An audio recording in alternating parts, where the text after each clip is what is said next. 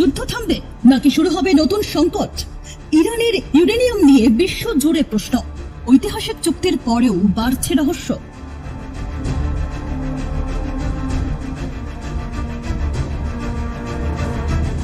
মধ্যপ্রাচ্যের আকাশে কি সত্যি শান্তির সূর্য উঠতে চলেছে, নাকি এই শান্তি চুক্তির আড়ালে লুকিয়ে রয়েছে আরো বড় কোনো আন্তর্জাতিক রহস্য? ইরান ও আমেরিকার মধ্যে বহু প্রতীক্ষিত সমঝোতা চুক্তি স্বাক্ষর হওয়ার পর বিশ্ব রাজনীতিতে তৈরি হয়েছে নতুন সমীকরণ। দীর্ঘদিনের সংঘাত, নিষেধাজ্ঞা, সামরিক উত্তেজনা এবং পরমাণু কর্মসূচি নিয়ে তীব্র বিরোধের পর দুই দেশের মধ্যে অবশেষে আলোচনার দরজা খুলেছে।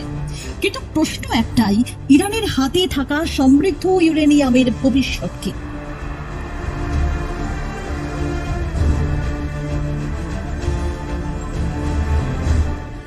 মার্কিন ভাইস প্রেসিডেন্ট জেডি ভান্স দাবি করেছেন, ওয়াশিংটন এবং তেহরানের মধ্যে যে মৌ স্বাক্ষরিত হয়েছে তার অন্যতম মূল স্তম্ভই হল পরমাণু বিষয়। নতুন সমঝোতা অনুযায়ী ইরান আন্তর্জাতিক পরমাণু পর্যবেক্ষকদের প্রবেশের অনুমতি দিতে রাজি হয়েছে। শুধু তাই নয়, সমৃদ্ধ ইউরেনিয়ামের ভান্ডারও পরিদর্শন করতে পারবে আন্তর্জাতিক সংস্থাগুলি। এখন প্রশ্ন হলো, এই কাগজে কলমে বিষয়টা যতটা সহজ মনে হচ্ছে, বাস্তবে কি ততটাই সহজ?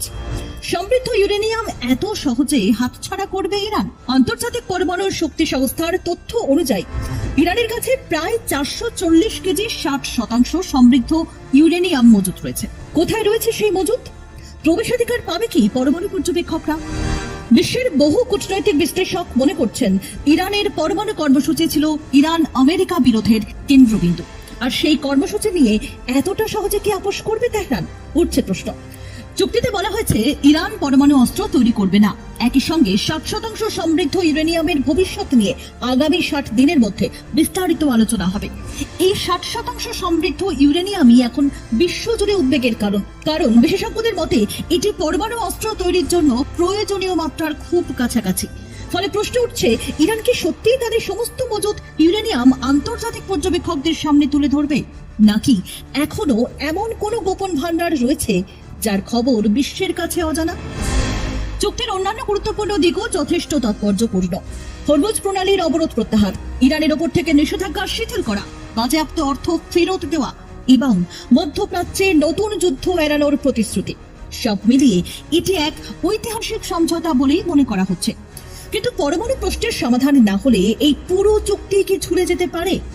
সেই আশঙ্কা উড়িয়ে দিচ্ছেন না আন্তর্জাতিক বিশেষজ্ঞরা। তাই প্রশ্ন, শান্তি নাকি সাময়িক বিরতি? ইউরেনিয়াম প্রশ্নে নজর গোটা বিশ্বের। আগামী 60 দিনে নির্ধারিত হবে ভবিষ্যৎ। এখন গোটা বিশ্বের নজর ইরানের দিকে।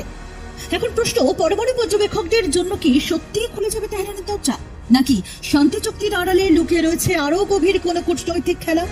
আগামী 60 দিনের আলোচনা শুধু ইরানের নয়, বদলে দিতে পারে মধ্যপ্রাচ্যের ভবিষ্যৎ, এমনকি বিশ্ব নিরাপত্তার সমীকরণও।